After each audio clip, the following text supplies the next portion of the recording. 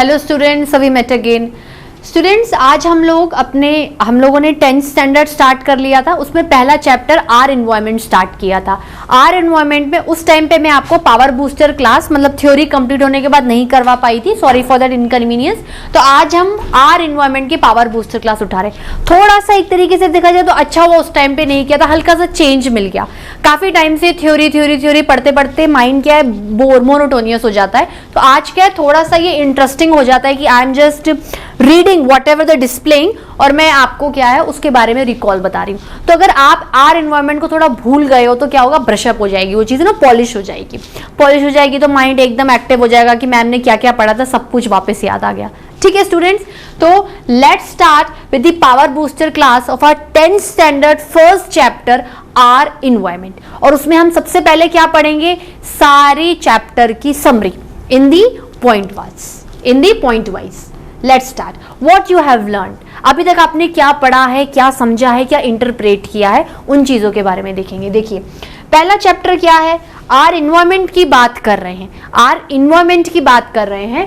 तो कहीं ना कहीं इकोसिस्टम का नाम तो आना ही है students. So the various components of an ecosystem are interdependent. जो भी कंपोनेंट्स आपको इकोसिस्टम में दिख रहे हैं, हवा, पानी, land, air, water, land, gases, plants, animals, सब कुछ क्या है, इंटरडिपेंडेंट है। इंटरडिपेंडेंट का मतलब है, इंटर मतलब दो के बीच में, आपस में। खुद पे तो वो डिपेंड है ही हर चीज के लिए, लेकिन एक दूसरे पर भी डिपेंडेंट है। तो कैसे कैसे कंपोनेंट्स डिपेंडेंट है भाई, जैसे एयर है, एयर का लिंक आपके वाटर से भी है, एयर का लिंक आपके लैंड से भी है, वाटर का लिंक आपके लैंड से भी है, मूवमेंट ऑफ एयर डिसाइड होता है। ठीक है, उसके बाद प्लांट्स भी लैंड में रह रहे हैं, एनिमल्स भी लैंड पे रहते हैं। They utilize air and water for carrying out the various life process, जैसे न्यूट्रिशन हो गया, रेस्पिरेशन हो गया, ट्रांसपोर्टेशन हो गया। तो इकोसिस्टम का कोई भी कंपोनेंट है वो क्या है, आपस में इंटर रिलेटेड है, इंटरडिपेंडेंट है। प्लांट्स भी कहीं ना कहीं एनिमल्स से रिलेटेड है, एनिमल्स भी प्लांट से रिलेटेड है। एयर वाटर से है, वाटर एयर से है, एयर लैंड से है, लैंड एयर से। मतलब चाहे लिविंग कंपोनेंट्स हो इकोसिस्टम का या नॉन लिविंग कंपोनेंट्स हो, चाहे बायोटेक हो चाहे ए बायोटेक हो, अपने इंडिविजुअली तो देखो, आज आप जब बच्चे हो आप अपने आप पे तो डिपेंड हो, लेकिन आप अपने पेरेंट्स पे भी डिपेंड हो। वो आपकी फीस भरेंगे, आपकी केयर टेकिंग करेंगे, ठीक है। और पेरेंट्स भी ये एक्सपेक्ट करेंगे कि जब आप बड़े हो जाओ तो आप पेरेंट्स की टेक केयर करो। तो ये डिपेंडेंस वो वाली डिपेंडेंस नहीं है कि अगर आप डिपेंड रहे नहीं तो आपका सर्वाइवल पॉसिबल नहीं है। अगर आपके पेरेंट्स आपकी केयर नहीं कर रहे हैं या आप अपने पेरेंट्स की इन फ्यूचर केयर नहीं करोगे तो ऐसा नहीं है कि आपका सर्वाइवल मुश्किल हो जाएगा।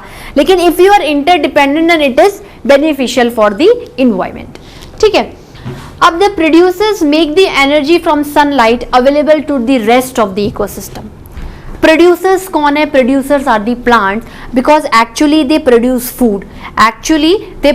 Food by the procedure of photosynthesis. भाई प्रोड्यूसर है तो why they are called producers, because actually they produce food. ठीक है, क्यों फूड प्रोड्यूस कर रहे हैं भाई, जो भी सनलाइट आपके इकोसिस्टम में अवेलेबल है। देखो प्रोड्यूसर्स अपना फूड फोटोसिंथेसिस से प्रिपेयर करते हैं और फोटोसिंथेसिस के प्रोसीजर को करवाने के लिए एक कंपोनेंट सनलाइट का भी आता है। ठीक है, तो सनलाइट कहां से लेते हैं प्रोड्यूसर, जो भी इकोसिस्टम में उनके पास अवेलेबल रहती है। ठीक है students, there is a loss of energy as we go from one trophic level to the next. This limits the number of trophic levels in a food chain. सबसे पहले फूड चेन क्या होती है, देखो फूड चेन का मतलब क्या होता है, interdependent organisms, मतलब the sequence of organism which depend on each other for food. Food की चेन है, इसने इसको खाया, इसने इसको खाया, मतलब फूड चेन ये बताती है कि इन्वायरमेंट में, इकोसिस्टम में किसने किसको खाया। बात समझ आ रही है? तो फूड चेन मतलब sequence of organism which are dependent on each other for food, तो क्या हो गई? Food chain. अब फूड चेन में जो हर ऑर्गेनिज्म है, मान लो जैसे पहला प्लांट आया, उसको किसी एनिमल ने खाया, फिर उस एनिमल को किसी बड़े एनिमल ने खाया, फिर उस बड़े एनिमल को और बड़े एनिमल ने खाया। तो ये क्या है? स्टेप्स हो गए, ये लेवल्स हो गए, ऑर्गेनिज्म के लेवल हो गए ना भाई। ये लेवल, फिर दूसरा लेवल, फिर तीसरा। पहला एनिमल प्लांट को खाएगा, फिर जो हायर लेवल्स पे होंगे वो छोटे लेवल्स पे खाएंगे। तो हर ऑर्गेनिज्म फूड चेन में जो प्रेजेंट होते हैं एक लेवल को डिग्निफाई करते हैं, एक लेवल को क्या करते हैं? दर्शाते हैं। उस लेवल को ट्रॉफिक लेवल बोलते हैं। क्या बोलते हैं स्टूडेंट्स? Trophic level. ठीक है। Human activities have an impact on the environment. अगर आप कोई भी एक्टिविटी कर रहे हो, कोई भी एक्टिविटी, जैसे अगर आपको घर बनाना है, आप देखोगे कि ये एरिया बहुत घना जंगल है, यहां पर मैं कोई सोसाइटी डेवलप कर सकता हूं। आपकी ह्यूमन एक्टिविटी क्या होगी? Cut the trees. डिफॉरेस्टेशन कर दोगे आप क्या करोगे? कटिंग ऑफ ट्रीज कर दोगे। If you cut the trees तो वो लैंड आपको क्या है? अवेलेबल मिल गया। फिर वो लैंड क्या है? आपको अवेलेबल मिल जाएगा तो आप उसमें क्या है? Multi storey buildings, malls, clubs, pubs, restaurant, कुछ भी क्रिएट कर सकते हो। अगर आप एक लिमिट से ज्यादा प्लांट्स को कट करोगे, ट्रीज को कट करोगे, will that human activity affect our ecosystem, affect our food chain? बिल्कुल। अगर आप प्लांट्स को एक लिमिट से ज्यादा कट करोगे, भाई या तो अगर आप एक प्लांट काटो तो कहीं ना कहीं 50 प्लांट उगाओ। If you are deforestation then simultaneously you have to do afforestation, cutting, bowing of trees, cutting, bowing of trees. ठीक है। अगर आप ये नहीं कर रहे हो तो एक लिमिट बाद क्या होंगे? ग्रीन प्लांट्स प्रोड्यूसर्स खत्म होते जाएंगे। अगर प्लांट्स और प्रोड्यूसर्स नहीं रहेंगे तो हु विल प्रिपेयर फूड? भाई आज जब ह्यूमन बींग्स हो, whether you are a vegetarian या whether you are properly dependent on plants, और आप प्लांट्स और एनिमल्स दोनों को खा रहे हो, मान लो आप purely vegetarian, you are only dependent on plant crops, जो भी चीज प्लांट से पैदा हो रही है आप उन्हें खाते हो और अपना सर्वाइवल निकालते हो। अगर प्लांट्स खत्म हो गए तो will you be able to survive on this earth? क्या पॉसिबल है? नहीं पॉसिबल है। तो कहीं ना कहीं आपकी इस ह्यूमन एक्टिविटी ने आपको ही क्या कर दिया? अफेक्ट कर दिया। आप जो एक्टिविटी करोगे उसका डायरेक्ट या इनडायरेक्ट इंपैक्ट आपके इन्वायरमेंट मतलब कंपोनेंट्स, इकोसिस्टम पे भी बहुत बड़ा फर्क पड़ेगा। The use of chemicals like CFCs has endangered the ozone layer. Ozone layer क्या होती है? मैंने आपको क्या बताया था कि अपने अर्थ के आसपास गैसियस एनवेलप है, एक चद्दर है गैसेस की जिसे आप एयर बोलते हो, और अर्थ का वो हिस्सा जो इस गैसियस एनवेलप एयर से घिरा हुआ है आप उसे एटमॉस्फेयर बोलते हो। आप उसे क्या बोलते हो स्टूडेंट? एटमॉस्फेयर। ठीक है। उस एटमॉस्फेयर से थोड़ा सा किलोमीटर आप ऊपर जाओगे तो एक परत आएगी, एक लेयर आएगी जिसको आप बोलोगे ओजोन लेयर, जिसको आप क्या बोलोगे? Ozone layer. ये लेयर किसकी बनी हुई रहती है? ओजोन गैस की बनी हुई होती है। Oxygen is O2, ozone is O3। Oxygen is O2 but ozone is O3। ठीक है। ये ओजोन लेयर क्या कर रही है? भाई जैसे सनरेज आई, सनरेज सीधे आपकी एयर पे पड़ रही है। एयर पे पड़ना मतलब अर्थ पे पड़ना, एटमॉस्फेयर पे पड़ना। तो अब आपके क्या है? सनलाइट है। सनलाइट में बहुत सारी वेवलेंथ की लाइट होती है, उसमें एक लाइट होती है UV light, ultra violet rays, ultra violet rays. तो अगर वो यूवी रेस क्या होती हैं? हमारे जो ह्यूमन बींग्स है ना, एनिमल्स और प्लांट्स के लिए क्या हार्मफुल है, क्योंकि उनकी इंटेंसिटी, उनकी फ्रीक्वेंसी, उनकी हीटिंग पावर ना बहुत तेज होती है। प्लांट्स को बिल्कुल इवापोरेट करवा देंगे, उनके वाटर को सुखा देंगी, बिल्कुल बोलते हैं ना सूख जाएगा प्लांट। हमारी स्किन के लिए डेंजरस है, it will cause skin cancer. कहीं कहीं एरियाज में देखा गया है कि स्किन कैंसर सनलाइट की वजह से आ रही है। भाई अब सनलाइट तो लोगे ना, एनिमल्स। ठीक है। तो ओजोन लेयर क्या कर रही है? ओजोन लेयर हमें हार्मफुल यूवी रेस से प्रोटेक्शन दे रही है। ठीक है। अब हम क्या कर रहे हैं? फिर बात आती है आपकी ह्यूमन एक्टिविटीज आपको ही हार्म कर रही हैं। आपने क्या किया? देखो, for your luxurious life you are continuously using air conditioners, refrigerators. तो ये जो एयर कंडीशनर्स और रेफ्रिजरेटर्स में क्या है? क्लोरोफ्लोरोकार्बन्स यूज होते हैं, CFCs, क्लोरोफ्लोरोकार्बन्स। ठीक है। मतलब क्लोरोफ्लोरोकार्बन्स क्या है? Chlorine, fluorine and carbon, chlorofluorocarbon compound. इनके थ्रू क्या है? ये गैसेस भरी जाती हैं रेफ्रिजरेटर्स और एयर कंडीशनर्स में, जब जाके इनकी फंक्शनिंग होती है कि आपको ठंडी हवा देनी है और पीछे से गर्म हवा छोड़नी है। एसी इसके पीछे से गर्म हवा निकलती है और रेफ्रिजरेटर के पीछे भी जाओगे ना आपको बहुत गर्म लगेगा। क्यों? क्योंकि ये CFCs क्या कर रही है, रिलीज हो रही हैं। अब ये CFCs क्या कर रही है, अब आप क्या है, दिन ब दिन हर घर में एसी है, ऑफिसेस, हर जगह, restaurants, everywhere there is AC, refrigerators है, तो इनका क्या है, हद से ज्यादा कंजप्शन होने के कारण CFCs क्या है, एटमॉस्फेयर में रिलीज हो रही हैं।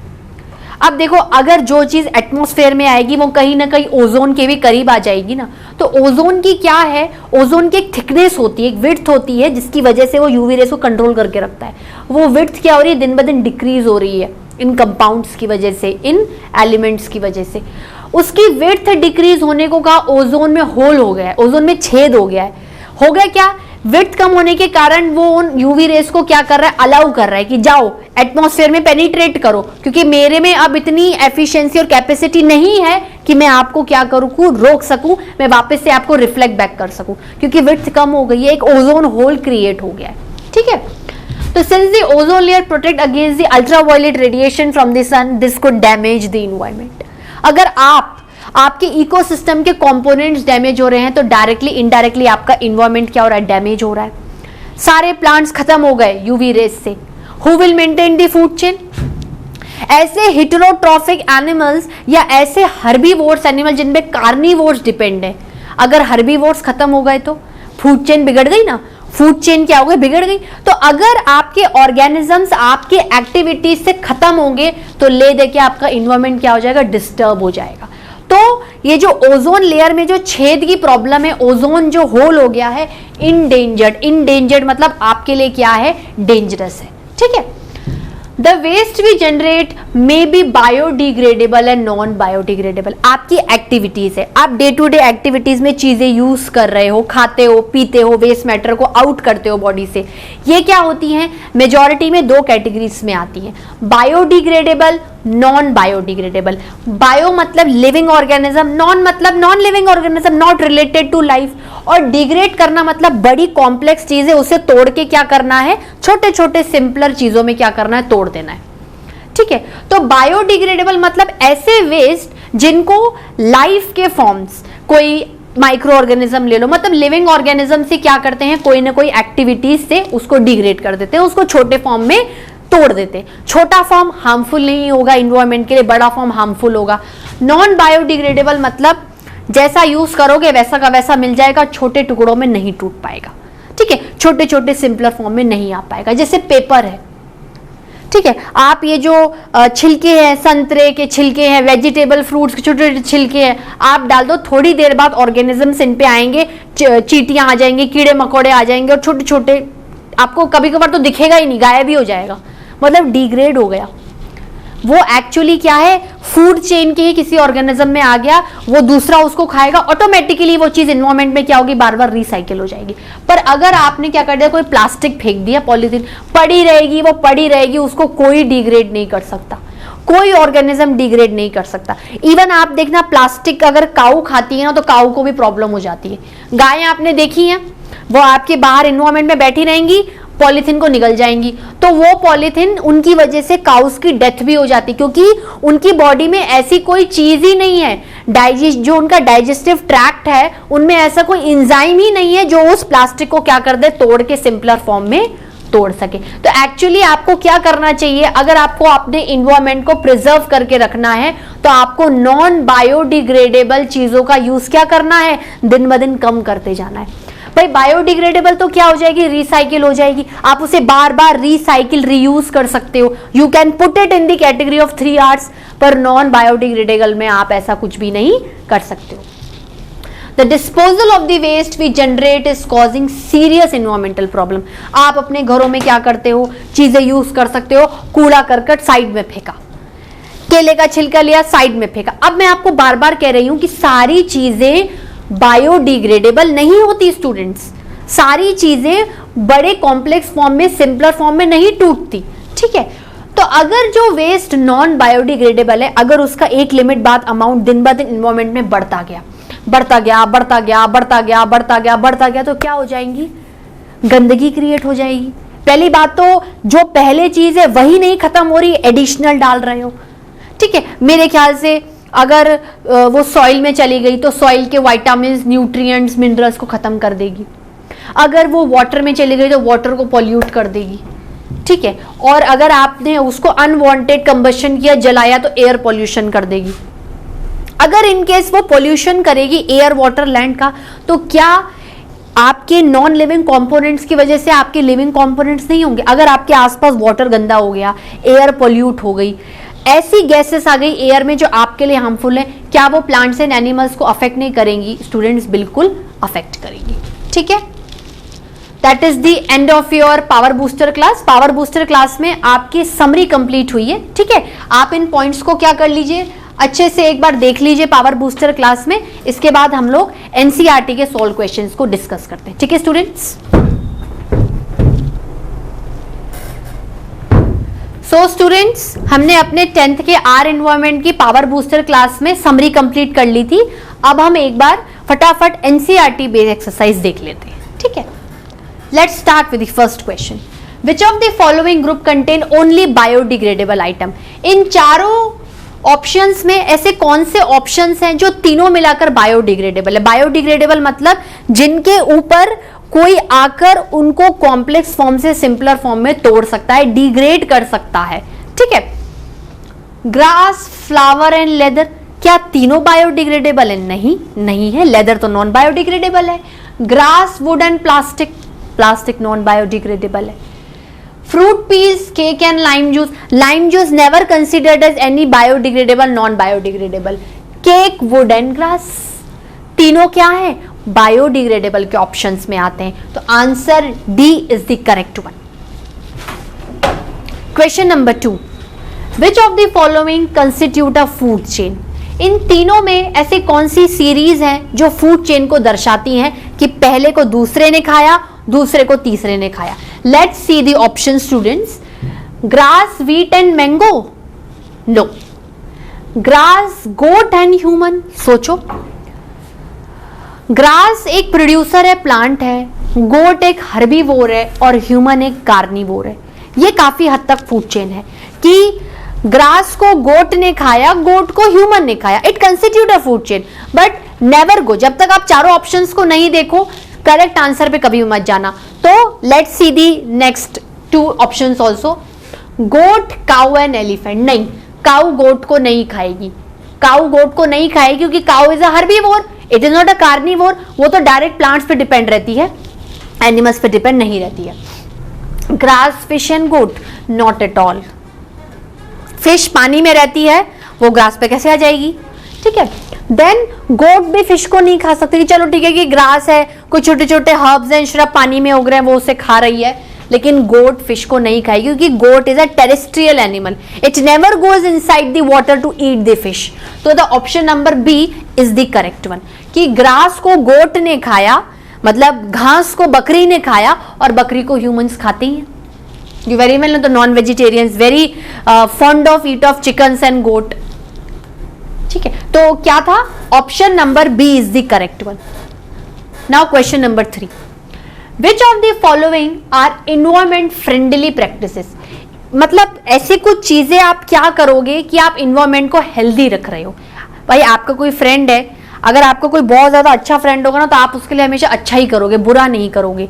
तो if you are considering environment as your friend, तो ऐसी कौन सी एक्टिविटीज करूंगी उसके लिए अच्छी ही हो, बुरी नहीं साबित हो। Carrying cloth bags to put purchase in while shopping, plastic bag ना लेके आप कपड़े का बैग ले जाओ, कपड़ा डिग्रेड हो जाता है। Switching off unnecessary lights and fan, फालतू देख रहे हो रूम में 2 घंटे से लाइट जल रही है, फटाफट बंद करके आ गए। Walking to school instead of getting your mother to drop you on a scooter, पास में स्कूल है फिर भी मम्मी स्कूटर पे छोड़ के आओ, पेट्रोलियम का नुकसान करो, इससे बढ़िया मैं पैदल ही चला जाऊं, उससे मेरी हेल्थ भी अच्छी रहेगी। तो क्या तीनों चीजें मेरे को इन्वायरमेंट फ्रेंडली दिख रही है? Yes, all the 3 activities are environmental friendly. इन तीनों एक्टिविटीज करने से आपके इन्वायरमेंट में कहीं से कहीं तक कोई पोल्यूशन नहीं क्रिएट हो रहा है, कोई भी कंपोनेंट डेंजरस नहीं हो रहा है। तो option number D, all of the above, तीनों सही है। तीनों करने से आपके इन्वायरमेंट में क्या होगा? कोई भी प्रॉब्लम क्रिएट नहीं होगी।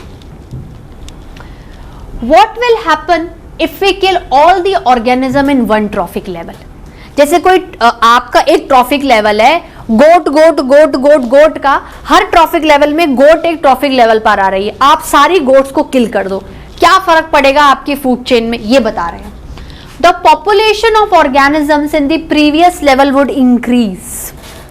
क्या बोला मैंने? The population of organism in the previous level would increase. Goat goat goat को मारा तो उससे जो प्रीवियस वाला लेवल है, ग्रास वाला लेवल है, प्लांट्स का लेवल है, वो बढ़ जाएगा। गोट रहेगी नहीं तो कौन खाएगा उसको, ठीक है, क्योंकि गोट के बाद तो ऑब्वियसली कार्निवोर्स आएंगे और carnivores never depend on plants. Organisms in the successful level would starve and eventually die. Goat को ह्यूमंस खा रहे हैं, गोट को लॉयन खा रहा है, गोट को टाइगर खा रहा है, जैकॉल खा रहा है। प्लांट्स तो क्या बढ़ गए, प्लांट्स का बढ़ना आपके लिए नुकसानदायक नहीं है, लेकिन गोट नहीं मिल रही, ठीक है, लॉयन मर गए, या हो सकता है कि लॉयंस स्टारवेशन में और अदर ऑर्गेनिजम्स को खा लें जो कि बिल्कुल भी उस फूड चेन में इन्वॉल्व नहीं है। तो फूड वेब भी क्या हो गई, डिस्टर्ब हो गई, और फूड चेन भी क्या हो गई, डिस्टर्ब हो गई, ठीक है। तो एक पर्टिकुलर ट्रॉफिक लेवल पे ऑर्गेनिजम्स को मारने से उनका प्रीवियस लेवल, पहला वाला लेवल तो बढ़ जाता है ऑर्गेनिजम्स का, क्योंकि वो है ही नहीं तो पहले को क्या खाएंगे। और जो बाद के ऑर्गेनिज्म है जिन पे वो डिपेंड करवा रहा था अपने आप को, वो भी क्या हो जाएंगे, डाइट हो जाएंगे, ठीक है, क्योंकि प्रीवियस लेवल जो होगा उसको उसके बाद का सक्सेसफुल लेवल कभी भी नहीं करेगा। जैसे ये ग्रास है, ये गोट है, ये लॉयन है, गोट को मार दो तो ग्रास का लेवल क्या हो जाएगा, बढ़ जाएगा, और लॉयंस मर जाएंगे, क्योंकि lions never come to eat the grass. तो ये मतलब आप कुछ भी देखना, किसी भी फूड चेन में अगर आप किसी भी एक ट्रॉफिक लेवल को हटा दो तो प्रीवियस ट्रॉफिक लेवल के नंबर ऑफ ऑर्गेनिजम्स इंक्रीज हो जाएंगे, और उसका जो बाद का सक्सेसिव लेवल है उसके ऑर्गेनिजम्स क्या हो जाएंगे, डिक्रीज हो जाएंगे, एक लिमिट तक एक्सटिंक्ट हो जाएंगे, ठीक है students. Question number 5, will the impact of removing all the organism in trophic level be different for different trophic level? Can the organisms of any trophic level be removed without causing any damage to the ecosystem? ठीक है, क्या एक food chain के एक traffic निकालने से दूसरे food chain का कोई ट्रॉफिक लेवल अफेक्ट होगा, या फिर इसकी वजह से आपके इकोसिस्टम में कोई डैमेज होगा? ये क्या साइमल्टेनियसली आंसर है, बहुत इंपॉर्टेंट है, सीधी आंसर। क्या फर्क है, what are the consequences? The population of organism in the previous level would increase, ये तो बात पढ़ी ली थी। Organism in the successful level would starve or eventually die, ये तो पहले वाले का ही आंसर है क्योंकि क्वेश्चन रिपीट कर दिया है इसमें। All organism at each trophic level along with the non-living components form the ecosystem। Food chain में आपके पास लिविंग ऑर्गेनिजम्स की फूड चेन है, तो उसके अलावा बचे हुए क्या हो जाएंगे, नॉन लिविंग कंपोनेंट। ये दोनों मिलाकर क्या बनाते हैं, इकोसिस्टम, इन्वायरमेंट के ecosystem. So removal of a trophic level will definitely damage the ecosystem. अब देखो क्या है, ये तो क्या था, पर्टिकुलर लिविंग ऑर्गेनिज्म को फूड चेन में हटाने की बात थी। अब जब मैं कह रही हूं कि लिविंग ऑर्गेनिज्म ने whether they are specifically participating in a food chain or not, they are directly or indirect related to the non living component. तो चाहे आप किसी ऑर्गेनिज्म को ऐसे मारो या फूड चेन में लेकर मारो, उसका इंपैक्ट आपके नॉन लिविंग कंपोनेंट्स पे भी पड़ेगा। मतलब कहीं ना कहीं फूड चेन के ट्रॉफिक लेवल हटाने से प्रीवियस लेवल और सक्सेसफुल लेवल में तो फर्क पड़ेगा, मतलब पर्टिकुलर फूड चेन भी अफेक्ट होगी, लेकिन ऑल ओवर इन्वायरमेंट भी क्या हो जाएगा, डिस्टर्ब हो जाएगा। ठीक है students, question number 6, what is biological magnification? Will the levels of, it is not wire students, it is will the levels of this magnification be different at different levels of the ecosystem? ठीक है, progressive increase in the concentration of harmful chemicals at each trophic level। Her trophic level पे क्या है, chemicals का accumulate होना क्या कहलाता है, biological magnification at each trophic level of a food chain। हर फूड चेन का ट्रॉफिक लेवल पे केमिकल एक्यूमुलेशन, केमिकल का जाना डायरेक्टली इनडायरेक्टली क्या कहलाता है, biological magnification. Higher the trophic level greater is the concentration. मैंने आपको क्या बोला था, सॉइल में आप डीडीटी स्प्रे करते हो, पेस्टिसाइड, ठीक है, उसमें वो पेस्टिसाइड प्लांट में भी जाएगा। अब आप दिन में पता नहीं कितनी बार प्लांट खा रहे हो, तो प्लांट में जितना डीडीटी का एक्यूमुलेशन था वाया फूड चेन वो आप में भी पहुंच गया। या वो मान लो प्लांट को गोट ने खाया, तो वाया वाया गोट क्या करेगी, गोट बहुत सारे प्लांट्स को एक बार में खा लेगी। भाई एक से थोड़ी उसकी भूख शांत होगी। मान लो उसने 10 ग्रास को खा लिया, या मान लो उसने 200 हेक्टेयर की एक ग्राउंड था उस पे ग्रास को खा लिया, तो हर ग्रास में थोड़ा थोड़ा डीडीटी है, तो वो बहुत सारा करके गोट में चला गया। मतलब सक्सेसिव ट्रॉफिक लेवल में डीडीटी या जो बायोलॉजिकल मैग्निफिकेशन केमिकल का एक्यूमुलेशन क्या है बढ़ गया। फिर गोट को किसने खाया, जेकॉल ने खाया, फिर दूसरी गोट को खाया, फिर तीसरी गोट को खाया, जेकॉल में फिर से बढ़ गया, फिर लॉयर ने खाया।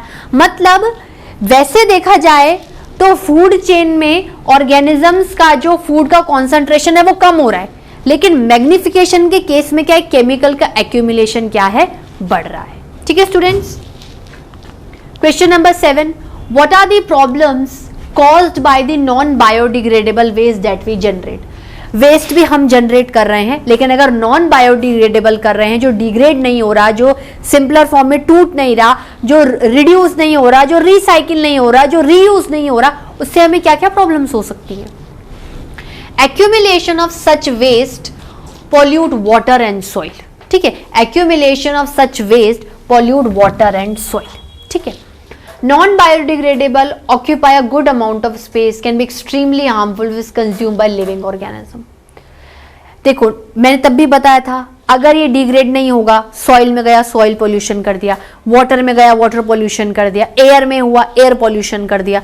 इसकी वजह से क्या होगा, अब डिग्रेड नहीं हो रहा, सिंपलर फॉर्म में नहीं टूट रहा, तो जो चीज सिंपलर फॉर्म में नहीं टूटेगी वो क्या साबित पड़ी रहेगी तो स्पेस भी ज्यादा घेरेगी। और नॉन बायोडिग्रेडेबल अगर लिविंग ऑर्गेनिजम्स कंज्यूम कर रहे हैं तो उनके लिए तो डेडली है।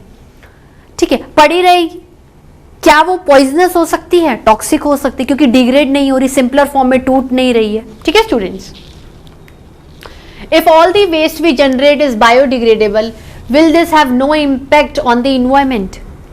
अगर सारे वेस्ट बायोडिग्रेडेबल हो जाएंगे तो क्या अब फर्क पड़ेगा इन्वायरमेंट पर? Mostly positive impact on the environment. Would be broken down to decomposers, act as a raw material to produce valuable product. ये टूट रहा है, सिंपलर फॉर्म में टूट रहा, जगह कम घेरेगा, बार बार रिसाइकिल रीयूज रिड्यूस से हमारे ही यूज आएगा। अगर हम इन्हें कंज्यूम भी करते हैं तो शायद इतना हार्मफुल नहीं होगा। डीकम्पोजर्स को भी फूड मिल जाएगा। डीकम्पोजर्स मतलब जो डीकम्पोज करेंगे, जो एक्चुअली डिग्रेड करेंगे, और they are generally micro organism which are not seen by naked eyes, somewhat seen by naked eyes also. कुछ दिखाई भी देंगे आंखों से, खुली आंखों से, कुछ नहीं भी दिखाई देंगे। और ये क्या करते हैं, रिसाइकिल रिड्यूस होकर कुछ और प्रोडक्ट्स भी बना सकते हैं। नेगेटिव इफेक्ट्स, ऐसा नहीं है कि आपके लिए जो चीज एनवायरमेंट में अवेलेबल है उसका हमेशा अच्छा ही इफेक्ट मिले, कुछ ना कुछ बुरा इफेक्ट भी मिलेगा आपको। During the process of decomposition foul smell in the locality, risk of spreading disease. जब कोई चीज डिग्रेड होती है उसमें से क्या है, बेकार की स्मेल आती है, गंदी स्मेल आती है, जो आप क्या करते हो, नहीं झेल सकते। तो अगर सारा ही बायोडिग्रेडेबल हो गया तो दिन भर डीकम्पोजर्स उसको डीकम्पोज करेंगे, दिन भर स्मेल आएगी, तो will that foul smell is good for your health? No, it will not good for health. तो सारे बायोडिग्रेडेबल होना भी ऐसा नहीं है कि सिर्फ पॉजिटिव इंपैक्ट है, आपको नेगेटिव इंपैक्ट भी मिलेगा। Question number 9, I think this is the last question. Yes, this is the last question. Why is damage to the ozone layer a cause for concern? Ozone layer का खत्म होना क्यों सोचने का विषय है? क्यों मैं सोचूं, क्यों मैं कंसर्न दिखाऊं अपना कि नहीं यार जितना उसमें होल हो गया है उसको इंक्रीज मत करो। What steps are being taken to limit the damage? मैं ऐसा क्या कर सकती हूं कि उसका आगे आने वाला डैमेज क्या हो जाए, कम हो जाए। Reason, ozone layer protect the earth from the harmful UV radiation of the sun. मैंने कहा ओजोन सन में से आने वाली आपकी यूवी रेस को प्रोटेक्ट कर रहा है, आने नहीं दे रहा है, वो नहीं आ रहे हैं तो आपको क्या है, आप बहुत सारी बीमारियों से बचे हुए हो। इसलिए ये एक मैटर है कंसर्न का कि नहीं ओजोन लेयर बरकरार रहे, खत्म नहीं हो। स्टेप्स टेकन, CFC से होता है, लिमिट कर दो। Minimise usages of pesticides. ठीक है, पेस्टिसाइड से क्या हो रहा है, स्प्रे हो रहा है, उस स्प्रेइंग से क्या हो रहा है, स्प्रेइंग से उसके जो वेपर्स होते हैं उसके अर्थ में जा रहे हैं, अर्थ में कहाँ जाएंगे, एयर में जाएंगे, एटमॉस्फेयर में जाएंगे, वो भी कहीं ना कहीं आपके ओजोन लेयर की थिकनेस को क्या कर रहे हैं, घटा रहे हैं। Usages of eco friendly household cleaning products, ठीक है। हो सकता है कि आपके जो क्लीनिंग प्रोडक्ट्स हैं, केमिकल्स हैं, मतलब कहीं ना कहीं आपकी जो ह्यूमन एक्टिविटी से जनरेटेड केमिकल्स हैं उनकी वजह से ओजोन लेयर की विड्थ क्या हो रही है, जो थिकनेस है वो रिड्यूस हो रही है, उसको क्या बोल रहे हैं, ओजोन होल, ठीक है। तो ये सारी चीजें आप कर सकते हो कि भाई CFC से हो रहा है तो मिनिमम करो, कुछ ऐसा उसमें सब्सटेंस यूज करो कि CFC का रिलीज क्या हो जाए, कम हो जाए। पेस्टिसाइड का मिनिमम यूसेज करो, natural manures, green manures, compost, इनका यूज करो, ठीक है ना। जो लिविंग ऑर्गेनिज्म से फर्टिलिटी बढ़ते उनको लो, और eco friendly household cleaning product, मतलब minimize the usages of artificial things and maximize the usage of natural things, ठीक है स्टूडेंट्स। तो आपकी पावर बूस्टर क्लास यहीं पर खत्म हो जाती है। तो 10th स्टैंडर्ड में आर एनवायरमेंट पढ़ा था, थ्योरी कंप्लीट कर ली थी। पावर बूस्टर क्लास उस टाइम पे नहीं कर पाए थे, अभी कर रहे थे।